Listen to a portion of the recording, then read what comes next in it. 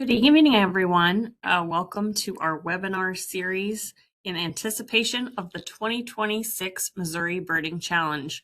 My name is Sara Kendrick. I'm a bird biologist with the U.S. Fish and Wildlife Service, and I'm acting as moderator for this evening's webinar. Thanks for taking the time to be with us. We appreciate it. Tonight, we'll hear from Runge Nature Center's naturalist, Austin Lambert, with his program Birding for and with Kids. But first, I want to go through a few housekeeping items about the webinar.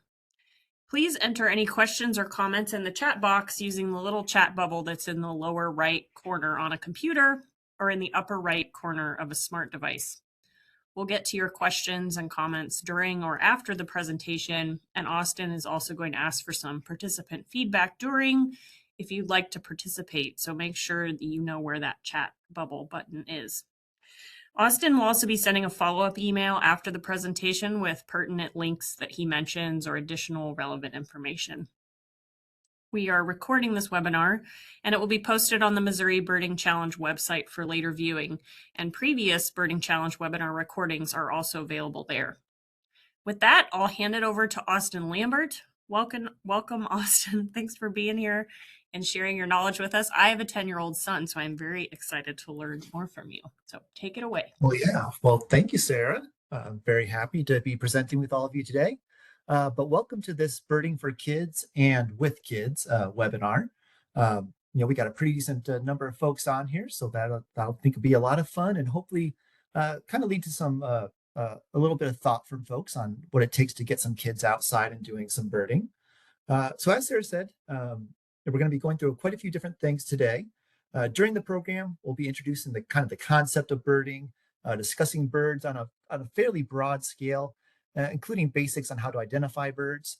And then we'll also reveal some probably not so secrets to getting young folks introduced to birding.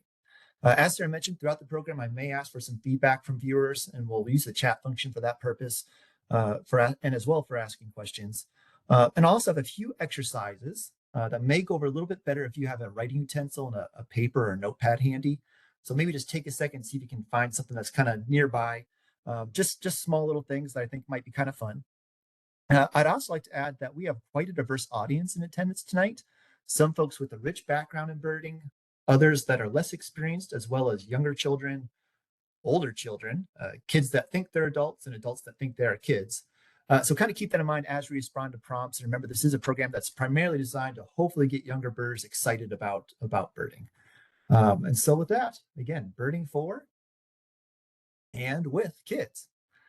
So before we go too far, I do want to take just a moment to introduce myself a little more properly here. So as Sara mentioned, my name is Austin, and I'm a naturalist with the Missouri Department of Conservation, who ordinarily works out of the Runge Nature Center, which is a great place right here in Jefferson City to get out and discover nature.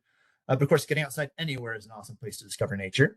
I've been with the Department of Conservation for about 10 years, and I've been in the conservation education field for about 20 years. I live on a small farm outside Jefferson City where I have all sorts of smaller stock, so things like sheep and goats and chickens, donkey, those types of critters. But most importantly, I live out there with my family, and I have a 9-year-old daughter. And I may have been in this field for close to 20 years, but I think I've learned more during my daughter's lifetime when it comes to getting kids involved. She's taught me so many different lessons, and a lot of the things that I'm going to be talking about today are things that I learned directly from trying to get her outdoors and kind of share her interest in birds and other types of critters. So I very much do enjoy being outside. I enjoy hunting, fishing, hiking, all sorts of different activities. But one of my very favorite things to do outside is to go birding. And so with that, we've mentioned birding a couple of different times so far throughout this webinar. But for those that aren't familiar, what is birding?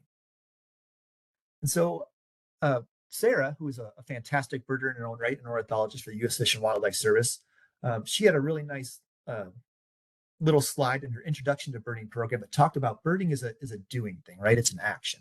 And I really like that. So birding is watching, listening, feeding, and in general, it's just connecting with birds. So if you're doing any of those types of activities, you could be doing something called birding. We might sometimes call this bird watching. The reason I don't always refer to it as bird watching is because when I'm out and I'm trying to observe birds, lots of times I'm using all of my senses to less smell, but especially things like hearing, And a lot of times I can hear more birds than I can see. So to me, birding is using all those different things to help connect with birds. And if you are birding, then you yourself would be considered a birder, which is somebody that watches, listens to, feeds, and has a connection with birds. Now, generally, when we think about people that are birders, we don't usually think about kids. More often than not, if I asked you to picture a birder in your head, you would picture somebody that's just a little bit on the older side, we'll say. Um, and that's partially true. There are a lot of older folks that do enjoy birding, and they have the times and they have the means and the tools for getting out there to bird. But birders don't just look like older folks. Really, if you were just to go to your bathroom mirror right now and take a look in that mirror, you would see a birder because you would see you, right? And birders can look like anybody, including kids. And actually, lots of times kids make some of the best birders out there because you have a lot of the tools already kind of built in. You have curiosity and kind of a flexible brain, so you're very good at learning. Awesome senses, so a lot of older folks are very jealous of kids' eyesights and their sense of hearing. And then the greatest thing that I am most jealous of is your energy, right? Just the ability to get out there and stay after stuff. And all those features make a kid a fantastic birder. So you already have the tools that it takes to become an awesome birder. So we have these tools, but of course, where do we go out and where do we find birds?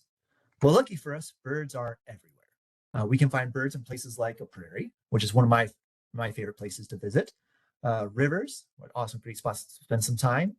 Places like woodlands and forests, conservation areas and nature centers like Runge Nature Center. But what's really great about birds is, again, we can find them in all sorts of habitats, including local parks and places like your very own backyard. And actually, as much as I love going to a prairie or a river to find birds, my backyard is my very favorite place in the entire world to bird. And speaking of world, that's the other great thing about birds is that they can be found all over the planet. There's really nowhere that you can go in any type of terrestrial habitat and not see birds because they are absolutely everywhere. And so with that, that kind of leads into our very first question here. So we have birds in all these different habitats all around the world. How many bird species are out there? And so if you do want to jump in the chat, feel free to go ahead and answer if you got answer in mind. Oh, wait just a second here for you.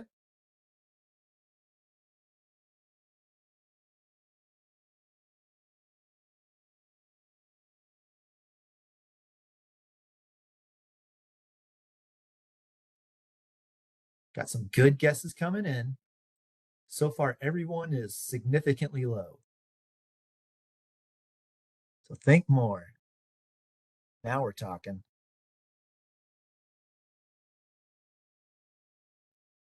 All right, millions might be a lot. There are definitely millions of birds out there, although not quite millions of species.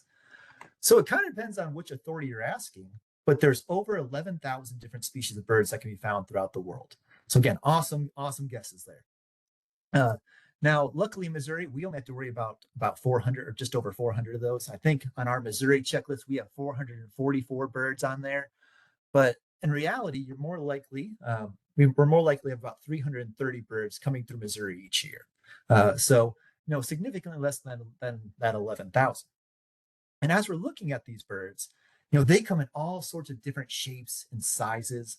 You look at the biggest bird in the world, which is the common ostrich. It's a very big bird. These birds can stand 7 to 9 feet tall, kind of 8 on average there, and they might be 290 pounds, which is over 100 pounds more than I weigh. So they are an absolutely monstrous bird. Then you take a look at our smallest bird. Our smallest bird is pretty teeny tiny, and I think it has a pretty good name, a bee hummingbird, which we find in Cuba, and it only weighs about the same amount as a dime.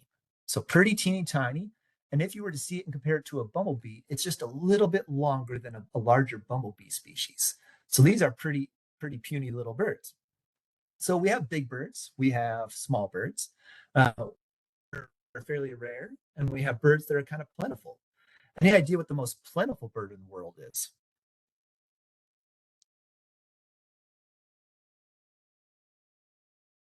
Which is the highest population in the entire world?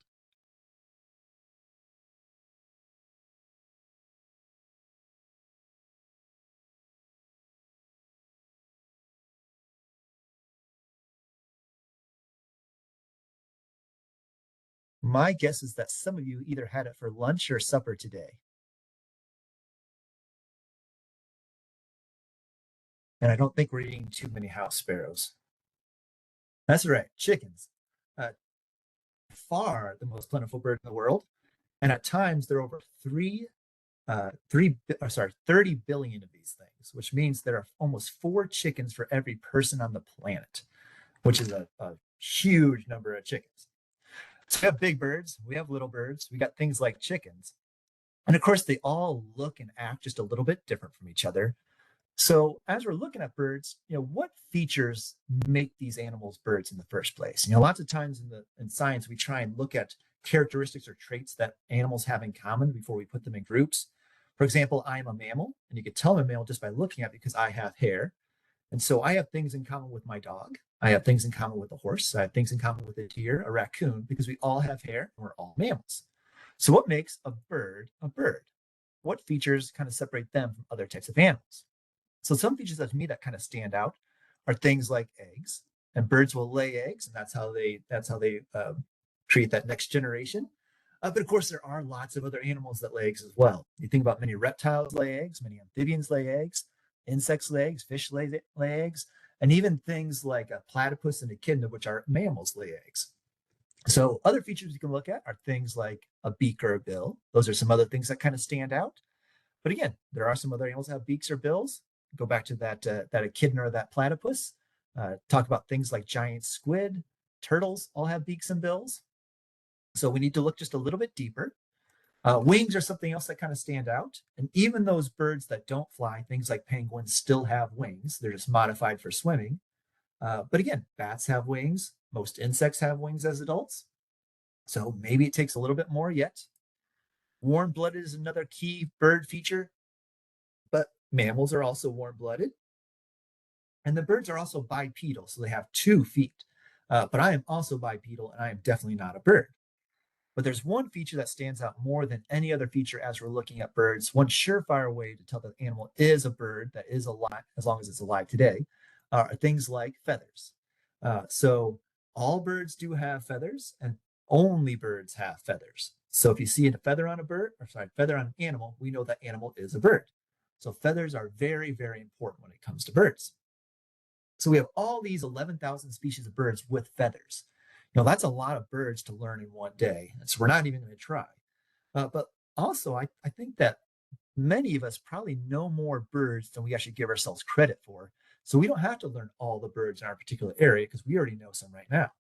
So let's see what we do know. We're going to try a little bird ID challenge here and see how well you know some of your birds. So this is just a multiple choice thing. So in the chat, if you just want to put A, B, C, or D as we throw up the question, um, that'll kind of let us know what you guys know. So our first bird here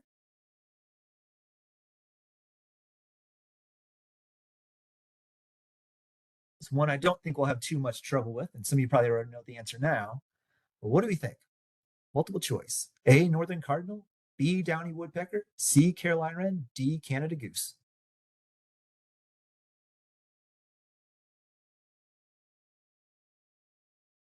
And I was going to give you guys like a minute to break out your field guides to take a look, but man, I don't think you guys need that. Right? So pretty easy one here. A, northern cardinal. And things that kind of stand out as we look at it. We see that nice crest raised up nice and high. The black right around the face, that fairly heavy bill, that's pretty brightly colored, and then that red coloration throughout the rest of the body. So a beautiful male northern cardinal. Let's try a slightly tougher one, see how you do. Next bird. So what do we think about this guy? A, American robin, B, white-breasted nuthatch, C, red-winged blackbird, D, rock pigeon.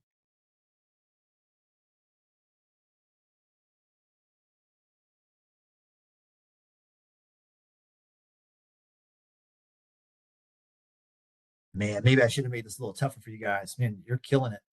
So yeah, here we're looking at a red-winged blackbird. And sometimes a bird's name is just absolutely awesome, right? Where they exactly describe how that bird looks. So here we definitely have a black bird with red on its shoulder. Very good name, red-winged blackbird. Much thinner bill than we found on that cardinal, no crest, But yeah, just that wonderful black plumage. And this is one of my favorite birds. I think one of the prettiest birds out there in Missouri.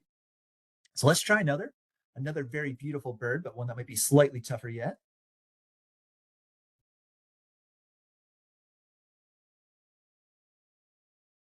All right, so our choices are A, ruddy duck, B, wood duck, C, mallard, or D, widgeon.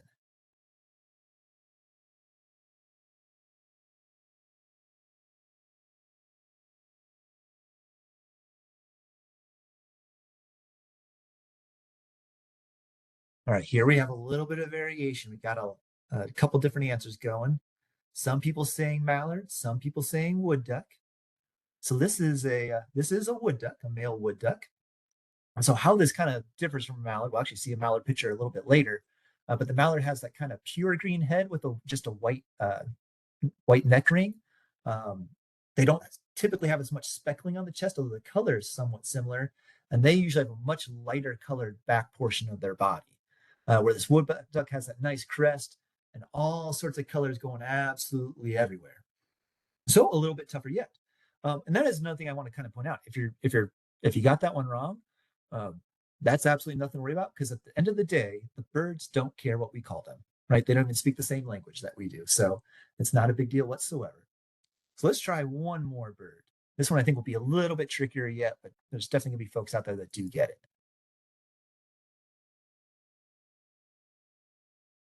All right, so here we have A, pileated woodpecker, B, downy woodpecker, C, red-headed woodpecker, or D, red-bellied woodpecker.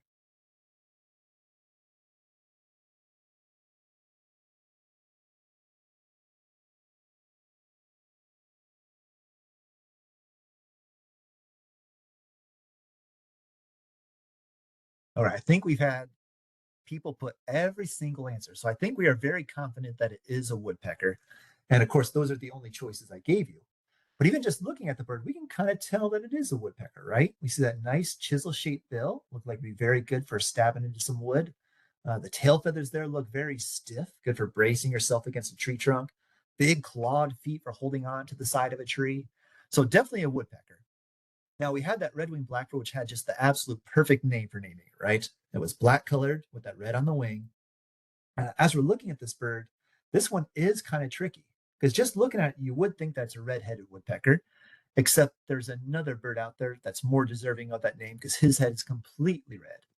Instead, if you were to take this bird and actually have it sitting in your hand or at just the right angle, you might see that it actually has some red feathers on its underside, which might change your answer, right? So now it's definitely looking more like a red-bellied woodpecker. So sometimes it's not always so easy as the red-winged blackbird, but there always is some type of reason why they have that particular name. So red-bellied woodpecker. But very good. You guys did pretty awesome. Pretty awesome at identifying some birds already. And as we were looking at these different birds, we were kind of pointing out some different features, and you kind of heard me describe those features. And those are handy things to look at when you're trying to identify a bird or when you're trying to describe a bird to somebody. So now we're going to try a slightly different challenge. And this challenge, how this one's work is I'm going to describe a bird to you, and I want you to try and figure out what it is. So I'm going to give you some clues. The first clue is that I saw this particular bird in Missouri, which isn't a very good clue, right? Because there's 444 birds that have been seen in Missouri. So another clue that might be a little more helpful is that I saw this bird swimming in water and it had webbed feet. So now we might be thinking maybe it's some type of duck, right? Except this particular bird was big and white and had a long neck. So maybe rather than a duck, we might be going towards something like a swan. But it just so happens that I also saw this bird kind of stretch out its wings, and its wings had these black tips to them. So then we might kind of land on something that looks like this snow goose here, except there's something else that's just a little bit different. This bird also had a huge pouched bill. What do we think now?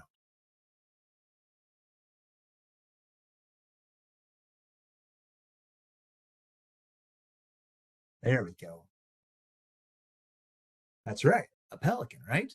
So we couldn't identify that bird just based off of one feature. We had to look at a whole bunch of features to figure out exactly what that bird was. In this case, it was an American white pelican, where our other animals that we were kind of suspecting at first based on the information we had include things like a mallard, see, just a little bit different than that wood duck, trumpeter swan, and a snow goose. So all those things are very helpful features for helping us identify birds, looking at all those different ID characteristics. So when I'm trying to identify birds, here's a few different things that I like to look at. One of the first things I like to look at is I like to look at the size and the shape of the bird and the size and the shape of the different individual body parts of that bird. So things like the beak, the tail, the feet are especially helpful. So as I look at this little silhouette here, some of you might already know what this is, but just looking at it, I can tell that this bird has a fairly plump body. Its bill is kind of, it's not super thin, but kind of a medium thin bill, right? Definitely thinner than that cardinal we were looking at. And its tail and legs I kind of consider to be medium. So they're not super long tail, not super short tail either. From there, I can look at things like color and field marks. So where the different colors are on the birds. So this particular bird has a red colored breast, or reddish orange, I should say, kind of a white colored belly. It's gray across the back, has a dark head with some white speckling on its throat, a little bit of white around its eye, and a yellow bill. And that might give us a bird that kind of looks like this one here. And I'm sure some of you are already getting it at this point. But we like to look even further when we're looking at birds. We'll also pay attention to things like behavior. And in this particular bird, we might see these jumping across a lawn at a park or maybe in our backyard. And they might bend down and look like they're kind of probing into the mud, probing into the soil, and they pull out a worm. And that's a very typical behavior for this bird. And I usually find these birds, so we might look at habitat and range, here in Missouri, but across much of the US, in places like lawns, in places like parks that are very common. And then the last thing that we can look at besides size and shape, color and field mark, behavior, habitat and range, is we can also listen to the bird. Because lots of times birds make their own unique calls and their own unique songs that are kind of diagnostic of who they are. So you don't always have to see a bird to figure out what it is. So we're going to try and play this sound, and hopefully it works out all right. Sometimes we have some trouble over WebEx, so we'll see how it does.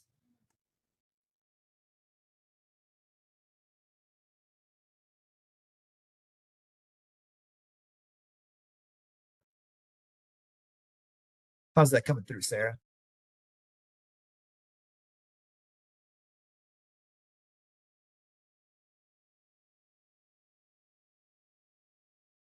All right. So I hope that we heard that. But again, so we can use all these different feature. Can't hear it yet. Okay, must not be coming through very good. It was wonderful on my end. But yeah, we definitely use all these different things to help identify birds. So again, size and shape, color and field marks, behavior, habitat and range, and sound. Now, lots of times when I'm birding, especially when I first started birding, I definitely look at all these things, but I think it's important to kind of make notes of these things as you go along. So lots of times I would carry a pen and paper with me. I'd either sketch the bird or write down different field marks that I noticed on bird to help me identify them. And of course, that's great to have that list. But at the very end, we also need things like field guides to help us kind of compare our notes to known birds. So things like the Kaufman Field Guide, I find to be a very good one for beginners. And then the Merlin Bird ID app is a great one that kind of walks you through some of these different ID marks to help you figure out what birds are, amongst doing some other amazing things like listening to sounds and identifying sounds for you. So these are a couple field guides that I definitely do recommend. But what we're going to do next is we're actually going to practice either sketching birds and putting down ID marks or making little notes of different ID marks that we might notice on a bird. So I'm going to bring a picture of a bird up, and either if you don't have a pen and paper in front of you, just kind of make some mental notes. If you do have a pen and paper, you can either draw the bird or just make little notes of things that you notice that's unique about this particular bird. So I'm getting very excited for spring. This is one that's going to show up before we know it. So take just a second. We'll give folks about 20 seconds to go ahead and sketch or make their notes, which I think is more than generous, because that is the other amazing thing about birds. They do fly, and oftentimes they do fly away. So whenever you see a bird, don't dive right into your field guide. Sit there and watch the bird first. Again, take down all those notes that you can, whether it's mental or on a piece of paper, because eventually that bird's very likely to fly away, and you're not going to get another look after that. So you could miss out if you have your nose buried in a book.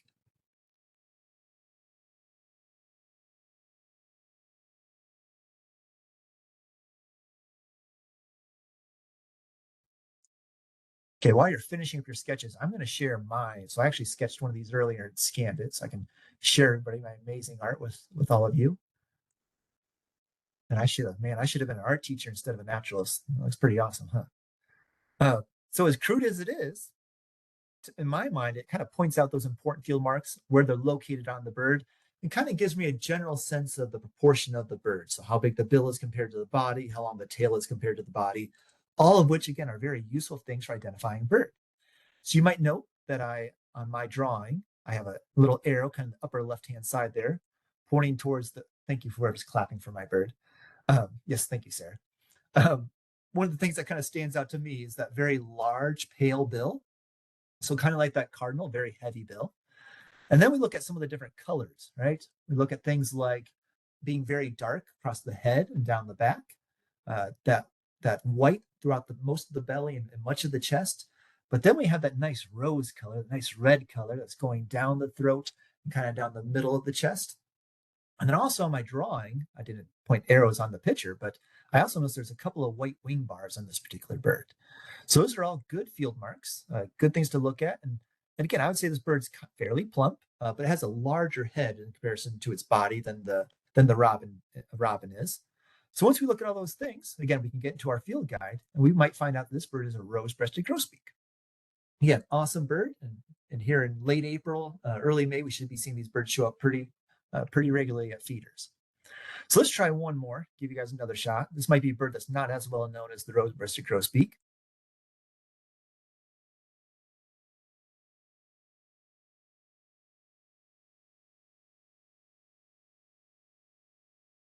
Give you just a little bit to get this one sketched out or make your notes.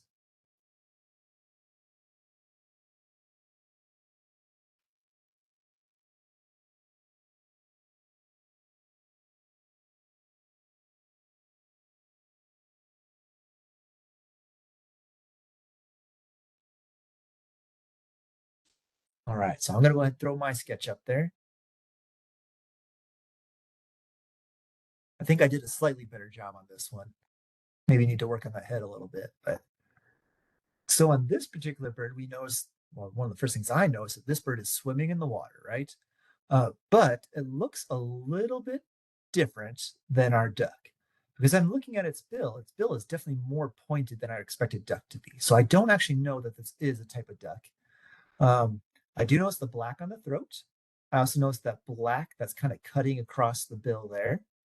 And then the bird is overall brown, maybe a little bit darker across the back, with a little bit of white kind of on the underside of the tail there. So again, all good features to look at. Also kind of a small white ring going around the eye. And again, if I had got all my field marks kind of noted, if I had my field guide, I can look through my field guide and I might discover this is a pied-billed grebe, a bird that most people just kind of write off as a duck, but is not at all closely related to ducks. They're in their own unique family, the grebe family. So those are, again, good things to look at as we're trying to identify birds, paying attention to things like the size and the shape, color and field marks, the behavior, range and habitat, and then, of course, listening to those birds as well is another good thing to hopefully give us the clues to identifying the bird. For a lot of people, identification is one of the main goals of birding. Doesn't have to be, but it is an aspect that I definitely enjoy. So we have some of the tools to get out there and identify birds. What are some other things that we might need in order to have a little bit better time birding, have a little bit more success and more fun? So when I'm looking at equipment, I kind of like to put it into two different categories. Those that I call essential, stuff that you definitely want out there that's going to allow you to have a lot of fun while you're out birding, and things that are kind of on the nicer side to have, but you don't necessarily have to have those things. For me, one essential are things like binoculars. And here in the next slide, we'll talk a little bit more about binoculars, and some binoculars are good for, well, for everybody, particularly kids. So binoculars, field guide is also very handy, whether it's a book or many field guides you can actually download as an app. So I actually don't carry a book with me anymore. I have a couple of field guides that I've downloaded on my app, including that free Merlin Bird ID app, which will send a little bit more information about that after the program.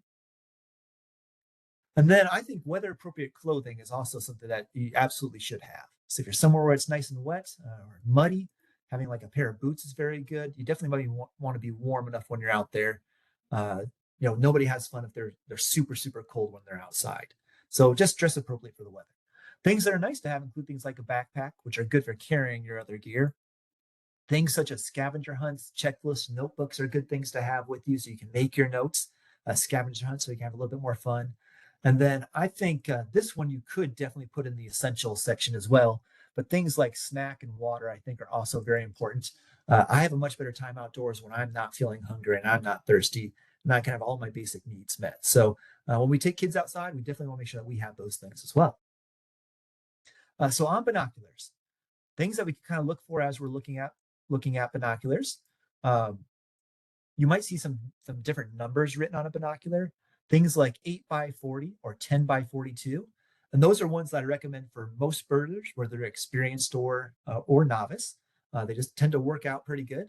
The first number refers to the magnification of the binocular, so kind of like the power of the binocular. So 10 is going to be a little bit stronger, make that bird appear a little bit closer than something like the 8. The second number is the size of the objective lens, which is the front lens on our binoculars.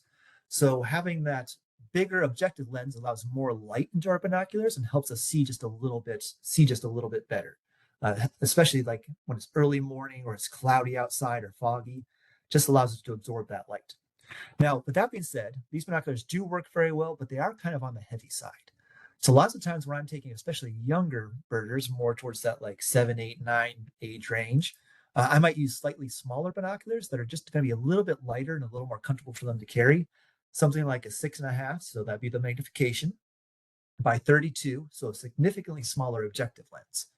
Now, because this has a smaller objective lens, it's not letting in so much light, but because we've knocked down the magnification, that kind of makes up for it. So things are generally still fairly bright for this type of binocular.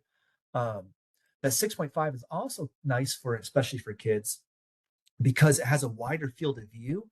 So you're more likely to find the bird in the first place. You might not be seeing it as close, but you're more likely to have success in locating it. Sometimes when our magnification gets too high, it's hard to find that bird. And if we do find that bird, we have a really hard time holding our hands steady on it because our field of view is too small. So I love 6.5 by 32s. And it's never too early to start practicing. So if you have even younger kids yet, get yourself a little pair of little kitty binoculars. This is my daughter when she was just over 2 years old, already using binoculars. I have no idea what she's looking at, but she's definitely having fun with her dad in this particular photo. And so if you don't have a pair of kitty binoculars, if you just take cut a paper towel tube in half and then tape those together, you have a good way of practicing bringing binoculars up to your face, because that's kind of a learned skill. We want to concentrate on the thing we want to look at, and then we want to bring our binoculars up and look through our binoculars versus bringing our binoculars to our face and then just moving around until we find that object. So again, always a good skill to practice. And then as you're looking for binoculars, kind of set a budget and get the most expensive pair of binoculars that you feel that you can afford. Binoculars are pretty honest. Usually the more money you spend, usually the better product you get. Not everything is that way, but that generally holds true for binoculars. And then also look at things like good warranties. And even on some of the more kid-friendly binoculars, there are some companies that offer very good warranties where if they break or if something happens to them, they'll either replace them or fix them for you for free. And so I kind of look for that. And with that information, last time I'll raise my budget up just a little bit to get a slightly nicer pair of binoculars, knowing that the company is going to end up taking care of me if something were to happen to them. So just kind of a few pointers on binoculars. And I'm not going to give you a company or brand that you should really be targeting. But there's definitely lots of quality binoculars out there. So we have our binoculars. We have a few tools for making this a better experience. Biggest thing when we're out there is just make it fun. And of course, by making it fun, we have to avoid certain behaviors, and we want to kind of go after or try and what's the word I'm looking for? Want to avoid certain things, but we definitely want to get after some other stuff to make it a little bit better experience. So definitely avoid early starts. So we think about birds being awake early in the morning, and they definitely are. And that's a great time to go birding. But if you're taking somebody out there that is not quite sure about birding yet, it's not something that they've done a whole lot of, that's not the best time to really get them out there, right? Because a lot of times we're tired, and when we're tired, we may not be having the best experience. So avoid those early starts. Long trails are another thing that I would definitely avoid, especially with younger kids. If you have some older kids or some teens and they're down for it, that's great. And of course, every kid is unique. But in general, my daughter, when she was 7 and 8, she didn't want to do very long trails. She wanted to do very interesting trails. So when she had things to climb on and stuff like that, that was great. But she didn't want to go on long slogs for miles and miles and miles.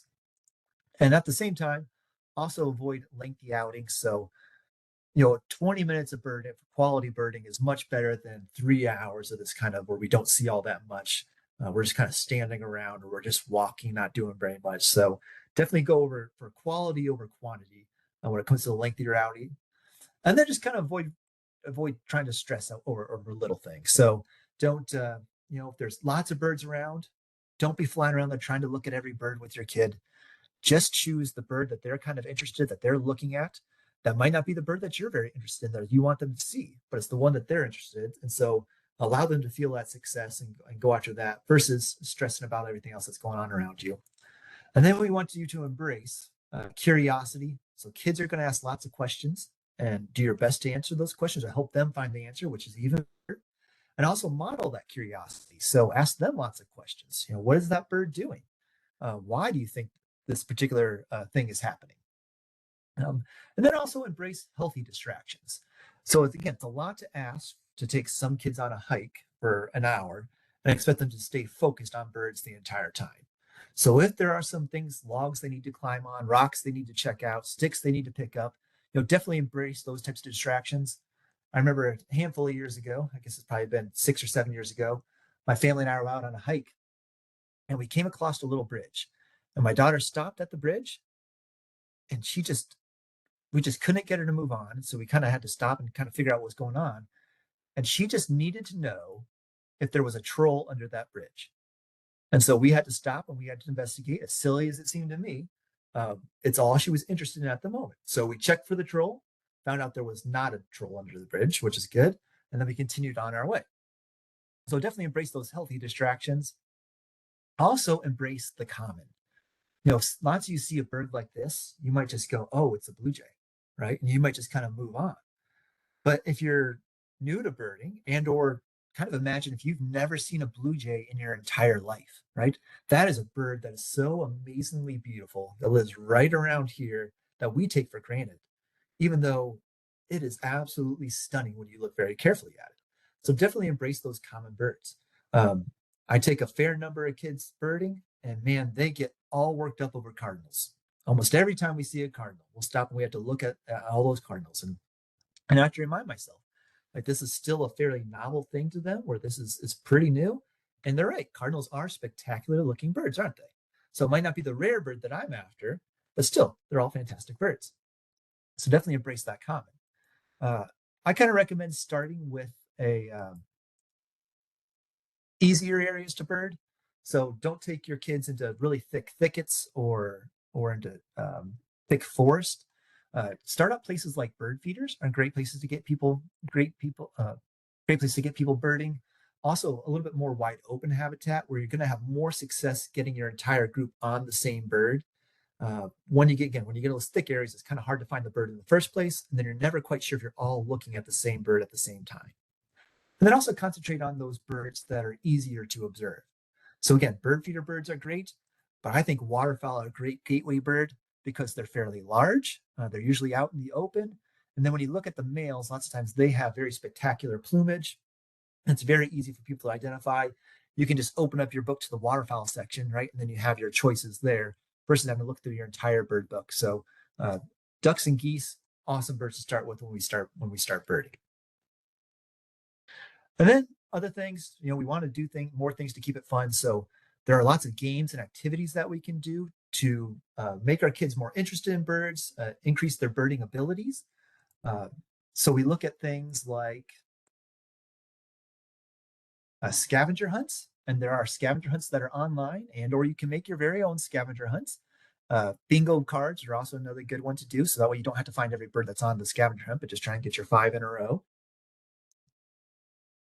Getting kids involved with feeders and nest boxes, whether it's building feeders and nest boxes, whether it's monitoring them, filling feeders, cleaning feeders, just get them involved with other bird things that we like to do.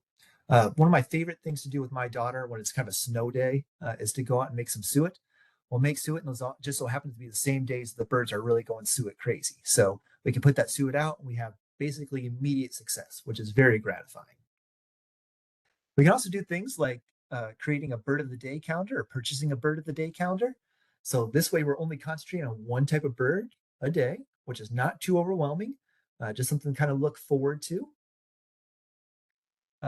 Another thing that I like to do with my daughter is we have bought this deck of cards called Bird Match, and Bird Match in itself is a very fun game.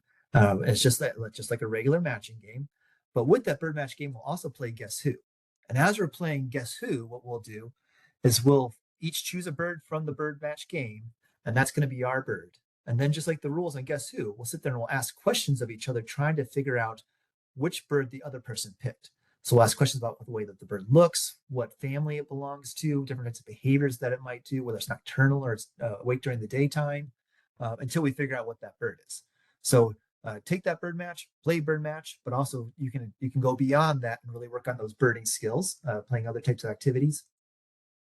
Create field guides, so you can either draw the field guides, or you can use things like PowerPoint or Word document or Canva and those types of things. And you create your own field guide.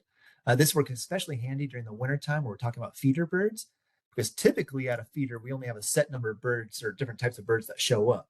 So it's pretty handy that we can have these 20 birds, and these birds are birds that we're very likely to see at our feeder. We just put it by our window, and then we have a quick and easy guide for figuring out what those birds are. And then do things like take pictures and make sketches. I think one of the very best things that we can do to get children interested in nature is to give them a camera. And you can take some amazing pictures, and it doesn't have to be a fancy camera. It can even be using some of your phones. This particular picture here, I hooked my phone up to a spotting scope, and my daughter took this picture through our window at our bird feeder. And for those that are a little more bird savvy, you might notice there's kind of a cool bird there. That was one of the more interesting birds that's ever showed up in my feeders. But we have a common redpoll there on the right, or I guess just now a redpoll. I had 2 redpolls show up in my feeders over time. And there also some pine siskins in the middle, and the cardinal on the left side. So I was really watching for that redpoll. My daughter came over and was interested. And so I just, you go ahead and you do it. You take the picture. She did an awesome job. Great shot there. So definitely give your kids a camera. And then there's lots of other little things that we can do. Sometimes when we're waiting at a restaurant for our food, we'll be a little bored, and my daughter really likes to do math problems. So if we're not doing math problems, we forgot our pen and paper.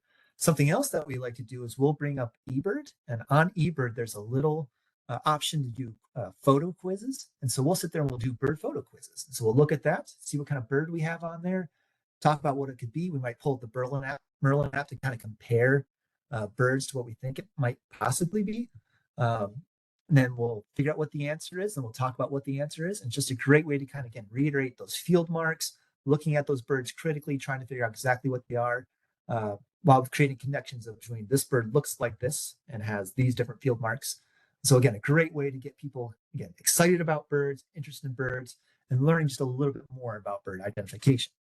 Now, of course, another really great way, and the reason we're kind of doing these different webinars, is that we also have the Missouri Birding Challenge coming up, which is May 1st through the 22nd. And this is something that we also want kids and everybody to be involved with. If you like birds, this is something that is definitely could be up your alley. Registration for this runs throughout April. So starting April 1st through the end of the month. There are 5 different challenge categories. And we'll have more information on this. I'll kind of more information on this that I'll add on our email here.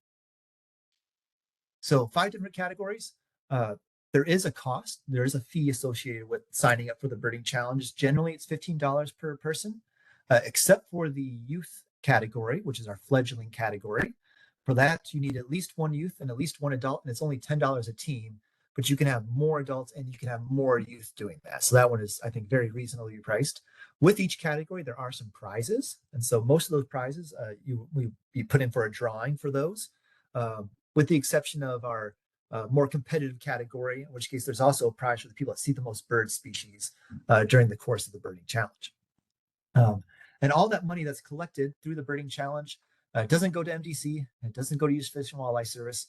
Instead, that goes to Missouri Conservation Heritage Foundation, and it'll be put towards a bird conservation effort of our choosing. So, definitely a great way to support bird conservation while having some fun, and encourage you to get out there and explore birds at natural areas, at conservation areas, in your own backyard, looking at the Missouri Birding Trail. We just want you out there checking out birds and getting involved with birds.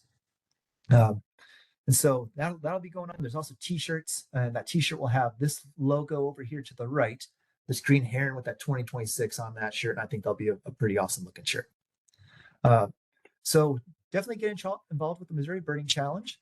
You did a great job by getting on this webinar, but there are some other webinars that we'd also like you to check out. So there's an upcoming webinar in April. So on April 16th from 6 to 7, there'll be a Missouri Birds and Habitats webinar with MDC ornithologist Kristen Heathacre. And so that one will concentrate a lot on birds that you might see in Missouri, and of course different habitats that are out there in Missouri, and those birds associated with those habitats. And then last month in February, there was also a bird watching introduction and benefits program that was done by Sarah, who's the one that's moderating this program. And she did an awesome job talking about why we should be out there birding, different ways that we can help birds, what benefit birding gives to us. Just an awesome webinar. So I highly recommend going back and watching that one. And so that will be on the Missouri Birding Challenge website as well. So, and I think Sarah dropped the link there in the chat, but we'll also again send that out by email. And so jump on there, check out all those other webinars. But yeah, so a few different ways to get out there and get kids involved watching birds. Hopefully kids are a little bit more excited about watching birds now.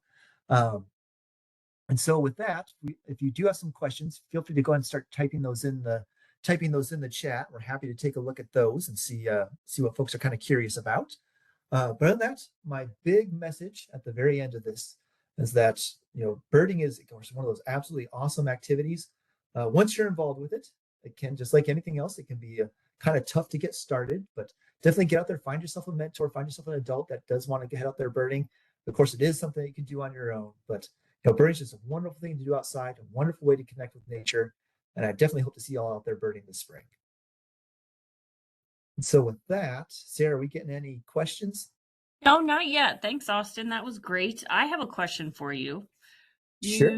You take a lot of kids birding, I know, as a naturalist at the Nature Center. And what's the most commonly asked question by the kiddos that you take birding, do you think? Oh, most commonly asked question.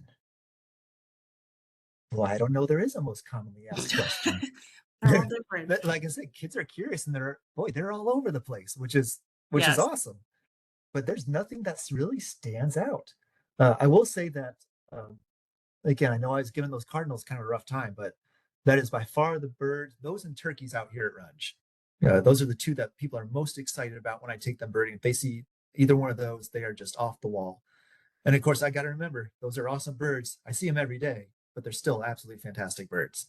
I know the common ones you start to kind of look past, but yeah, the common. For sure. There's times where I forget to count them on my earbird reports because they're just Yes. too common for me to kind of comprehend that they're out there, but they're still awesome. Yes, it's true. Okay, Katie has a question. When does the challenge start? So if you want to go back a slide, we can show the dates. That's May 1st through 22nd. How do we sign up? So you click on the link that I put in the chat above. Registration doesn't open for the challenge until April 1st. So the link won't be on there until April 1. So mark your calendar so that you can go on there April 1. Registration is open all the way up to the day before the challenge begins. So you can sign up all the way up to that. Registration this year does not include a t-shirt because we got a lot of feedback that a lot of people didn't want to pay a little bit extra because they don't need more t-shirts.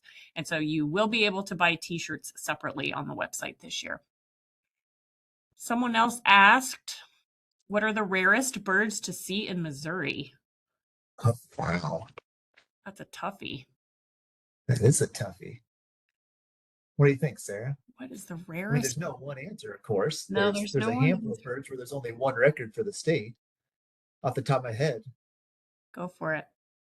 I can't think of Oh, I you can't can't think of a think of single it. one of them. Yeah, We no, got I'm thinking a too hard. Rosie at Spoonville, didn't we, a few years ago? Yeah, Rosie at Spoonbill, but there's been a couple of those, hasn't Have there? there? There was a flamingo once too, uh, an American flamingo a couple of years back.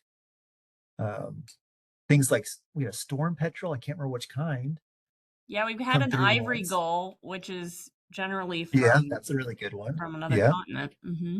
Yeah, so there's a good handful of birds that have only been reported just a couple of times in the state. For me personally, that redpoll was an awesome backyard bird. That's when I was living actually in Jefferson City, and 3 years apart, I had probably the same bird, or maybe the same bird twice. So that was really cool. Neat. Um, but and then my best bird for Runge Nature Center, we had a swallowtail kite fly over once, Oh, so very that was cool. super cool. Yeah, They're beautiful. Um, yeah. Mickey has a question that says, is there someone in the Hannibal area that does this? I don't know if Mickey means presents on birds or goes birding. Yeah. So Mickey, Mickey, if maybe you want add to, a few you more can send me details.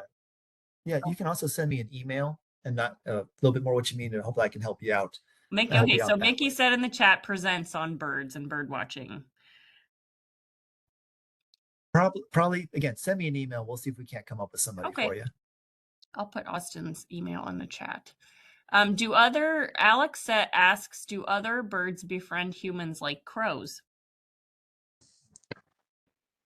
At times, and not and we should add that not every crow is doing that, but there definitely are times where people can kind of earn the affection of a crow and get them to, you're talking about like leaving them gifts and things like that, which Hmm. is still a fairly unusual but well documented behavior. But yeah, there's definitely birds that get used to folks. Particularly when you're looking at up north, northern states and up into Canada and stuff like that. Um, and those places where they definitely have significantly colder winters, it's a lot easier to get birds kind of used to like feeding out of your hand and doing that sort of behavior. Not that Hmm. we're super trying to encourage that sort of thing, but it's just the way that birds kind of evolved up there, where they have to get after food, they have to take a little bit more risk to get that food because it's more important to their survival. So things like chickadees sometimes do that, jays sometimes do that. So yeah, you could definitely have some birds that are definitely more used to people. Whether they would call you a friend, I don't really know about that. But Yeah, I'm not sure about that either. Jacobo asks, what would be a good age or grade to start birding? any age, yep. Any age. So again, um, I've been taking my daughter since she was a baby. Um, and I would add that she definitely enjoys birds. She's not a massive birder like I would call myself to be. But that's totally okay. She has that interest, and it might be something that she develops later, and I'm totally comfortable with that. But yeah, there's no age that you need to wait for or anything like that. When she was 6, I got her a pair of smaller butterfly binoculars, which work very good for birds as well. They don't just work for butterflies. That she very much enjoys using, kind of on a whim. There's lots of days that or lots of time where they'll just kind of sit in the cabinet for a long time, but boy, then she'll break them out and she'll use them like crazy, which yeah, is totally fine. Um, and even just in passing, I'm just kind of amazed by what she'll kind of comment on as we're seeing birds and think, oh, I didn't even know you knew about that type of bird. You Mm-hmm. did. Well, that's pretty awesome. So yeah, of course, every kid's an individual, so you got to kind of keep that in mind as well. But yeah, start whenever they have show any type of interest. I agree. Yes, any time is a good age or time. Matt really wants us to do this again and do another one like this. So that's great. Judy wants to know, what's the rarest bird in the world? I just Googled it, so I have an answer. I don't know if it's the answer, but it's the Stressimens bristlefront in Brazil. It's critically Wow, endangered, and there's only a few individuals left in the wild. that would be pretty rare, huh? Yes. Carolyn asks, do you have recommendations for places to bird in St. Louis? St. Louis is actually it's one of the best places to bird in the entire state, in my opinion. Um, which seems kind of counterintuitive, right? Because it's not particularly wild as compared to places like the Ozarks and some of these other areas. But there's lots of good qualities in that there is quality habitat kind of located throughout the city, and especially during migration, you get these large group of birds flying over St. Louis looking for a place to land, and they all go towards that habitat. So, like you go to places like Riverlands, which is a really awesome place to bird. Uh, Bush Conservation Area, awesome place to bird. Tower Grove, great place. So there, I mean, there's sites all over the place. So a couple things that you could do is you can get on the Missouri Birding Trail site and kind of look at some of those different places, and then also just hop onto eBird and look at hotspots, and they are all over the city. Yes, lots of places to bird.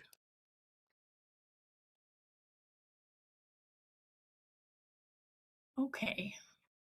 And so yeah, Sarah dropped the Missouri Birding Trail link on there. So yeah, definitely check that out. Great.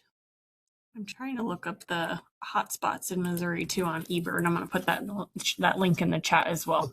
Yeah, that'd be good.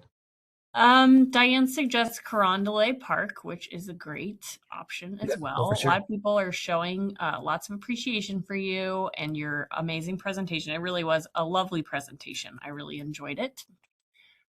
Judy says, okay, so Judy, we've kind of answered that. The best places to watch birds at the link for the Missouri Birding Trail. There's a lot of great sites. There's a map so you can zoom in and out and see which sites are close to you. The birding trail also has really good metro sites like in city centers and urban centers like parks in St. Louis and Kansas City and Columbia and Springfield. So check those out as well. As might be a little bit easier to get to. And I do want you to visit all those sites, but don't forget about that backyard thing I was telling you. Yes, again, definitely. I would rather bird in my backyard than going to lots of other fantastic. I don't know what it is about it. It's your home. It just does it for me for sure. Yeah, I just like it. I love it. Yeah, I think the best way to get kiddos involved, an easier way, is to grab a bird feeder and some sunflower seed and put it up. Absolutely. That way the birds are sitting still on the feeder as well, which I think helps kids become a little less frustrated. They can see the field markings and the birds will come back to get more seed. So I think that's a great entry point, as you mentioned during your presentation. Katie asks, what's the largest bird in Missouri? Depends how you're measuring it, doesn't it? That's true. I always say the trumpeter swan because that's one of the heavier ones. I think height wise, gosh, would it be a sandhill crane? Yeah, I think so. Yep. And I think wingspan is probably the pelican. Like maybe 8.5 bald feet or something eagle like that is for a 7 pelican. feet. I don't know how. I think pelicans over 8 though. Are they? Okay. Yeah, don't quote me, but close enough. Here's our favorite question. What's your favorite Missouri bird? Yes. So my favorite Missouri bird is just my favorite bird, a bird called the northern harrier. And if you don't know what it is, you should definitely look it up. But it's a type of hawk that kind of has a facial disc almost like an owl. And actually it will, as it hunts, flies very low over fields and grassy, kind of brushy areas, and is watching and listening in the grass, trying to find small rodents and amphibians and smaller birds and things to kind of pounce on. But definitely my favorite bird, and I'm lucky that on my little farmyard, I fairly regularly get them flying over during the winter. So my favorite bird at my favorite place. It's a great one. It's a great one. Well, that wraps us up. We're at 7 p.m. Thank you so much again, Austin. What a great presentation. And we appreciate everybody who joined us tonight and taking the time, especially our kiddos who are on here. Thanks for coming, and we hope that you start birding tomorrow. All right. Well, thank you guys so much.